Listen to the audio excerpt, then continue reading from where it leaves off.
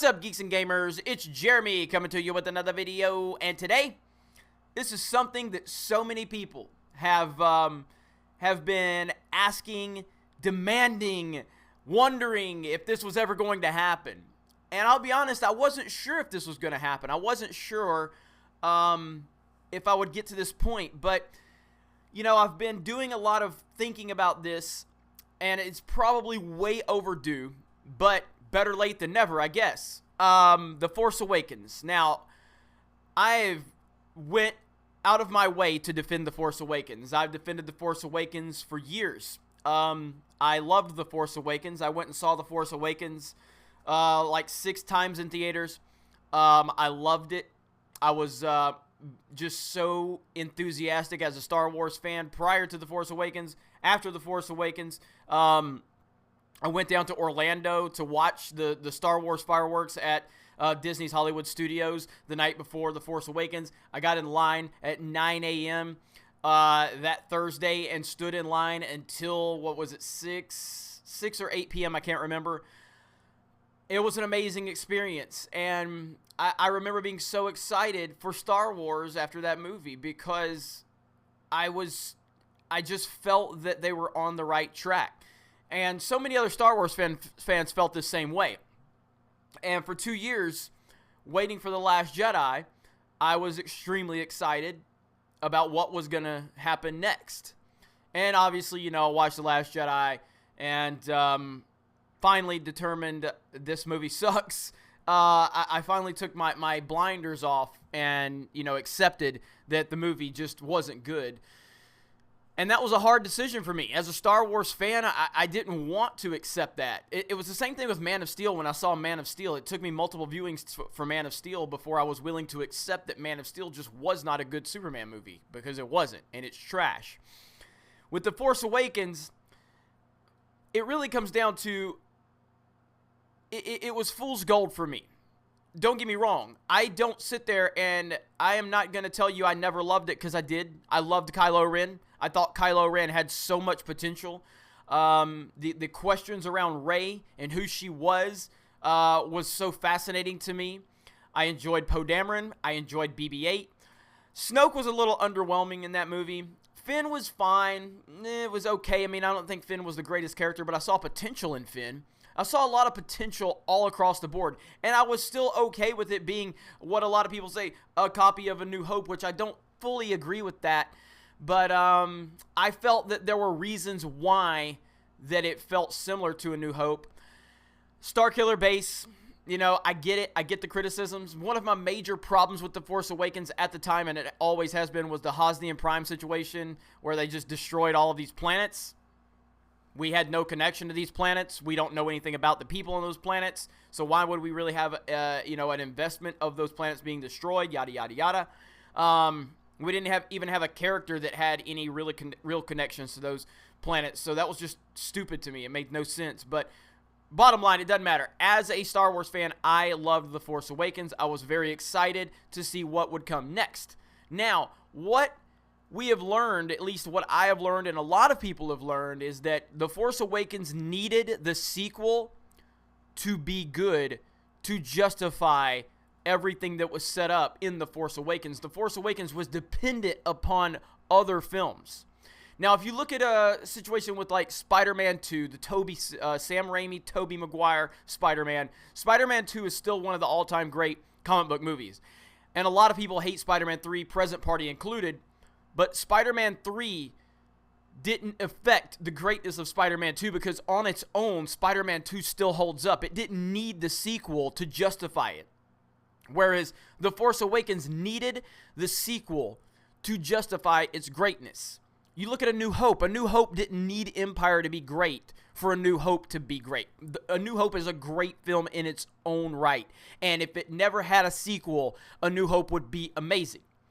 The Empire Strikes Back just makes it that much greater. And The Empire Strikes Back didn't need Return of the Jedi to be great in order for Empire to be great. But that's the problem right now with this sequel trilogy. The Force Awakens needed The Last Jedi to build upon everything that was set up and justify a lot of the things that was set up in The Force Awakens to make The Force Awakens remain great. But because of The Last Jedi sucking and basically not even acknowledging The Force Awakens and any of the setups in The Force Awakens, now The Force Awakens has been exposed as a very, very bad movie. And again, it doesn't take the entertainment value away from me. It doesn't take how I felt away. But I have not watched The Force Awakens since The Last Jedi. The only time I've watched it was for the High Council rewatch here on the Geeks and Gamers channel, but I didn't really pay attention to it because I was running the show, managing the super chats, answering the questions, and just, timestamps for everybody that's joining us. So I didn't really pay attention to The Force Awakens. I have not watched The Force Awakens since The Last Jedi. That speaks volumes about what The Last Jedi has done to The Force Awakens. Now, I'm still a J.J. Abrams fan. I'm still a fan of almost all of his movies. Super 8, Mission Impossible 3. I like his Trek movies. But The Force Awakens it's not a good movie. It's just not. And you look at the problems with The Force Awakens, they started before JJ even got there. Kathleen Kennedy tore up, ripped to shreds George Lucas's sequel trilogy. Now, you could say a lot of things about George Lucas, but one thing you can't question is this man's ability to give us stories. He's not a great director. He's a good director. He definitely has some positive aspects of his directing, but you look at the prequels, which I defend the prequels, and I still will. He's not the greatest director, and so. But you had George Lucas's sequel trilogy outline. You had his story, and Kathleen Kennedy decided that they were not going to use that. And then again, before JJ even came on, and Michael Arndt was writing the story, Michael Arndt had Luke Skywalker as a central figure in the story. This is from Michael Arndt, by the way. He said this. But he was told that, I was going to say Mark Hamill. He was told that Luke Skywalker was taking too much attention away from the new characters. That's what Lucasfilm told him. Of course, Luke Skywalker took the attention away from the new characters because he's Luke mother effing Skywalker. Why would anybody care who's on the screen if Luke is there after 30 years? Of course we want to know what Luke is saying. Of course he's going to take all of the attention. But they wanted to push the legacy characters to the back, and they wanted to put these new characters that we have no interest in. We have no relationship with these characters. We have no reason to care about them, but they wanted to push them to the forefront. So again, The Force Awakens problems, they started at the very beginning. So who do I blame for all of this? Well, ultimately, I blame everyone. I blame J.J. Abrams. I blame Kathleen Kennedy. I blame Lucasfilm as a whole. J.J. Abrams turned down Episode 7 the first time he was asked. Eventually, I guess they couldn't find anybody that they were comfortable with, and they went back to J.J. and basically begged him. At that point, J.J. had the power. He had the negotiation power to say, you want me? Then here's the type of movie I'm going to produce. And if you don't like it, then I won't come on to the project. But JJ didn't want to do that. JJ was willing to listen to whatever I guess Kathleen Kennedy wanted. So JJ has just as much blame in this as anybody. Just because the decisions and the ideas to move away from George's sequel trilogy outline happened prior to JJ coming on, he still holds blame. They came back to him and basically begged him to take this job. At that point, JJ should have been like, okay, what's the story?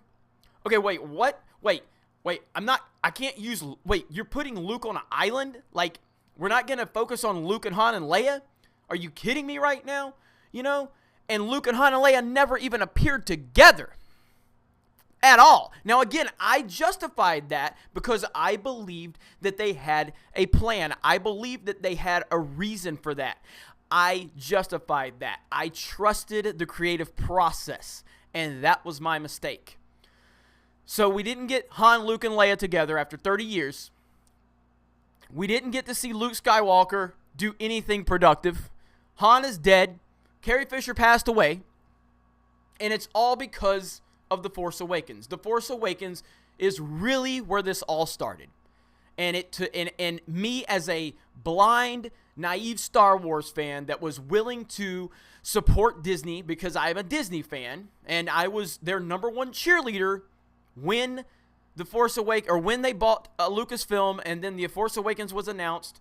I was their number one cheerleader. I've always been a Star Wars fan. I've always tried to look at the positive side of Star Wars. And you've even lost me now. And I will never stop until you guys get your shit together. And I don't know if that's going to be for a long time. But Star Wars deserves fans to stand up against the nonsense that Lucasfilm is pushing into Star Wars. But ultimately, it's time to finally admit that The Force Awakens is not a good movie. It's not a good Star Wars movie. And while The Last Jedi is when this all fell apart, The Force Awakens is where it all started. And that has taken me a while to finally realize it. But here we are. Here we are. And if anybody is still in denial over this, then you need to start really paying attention. You need to start dropping some red pills, because it is the truth. The Force Awakens, this all started with The Force Awakens. And JJ is just as much to blame as anybody.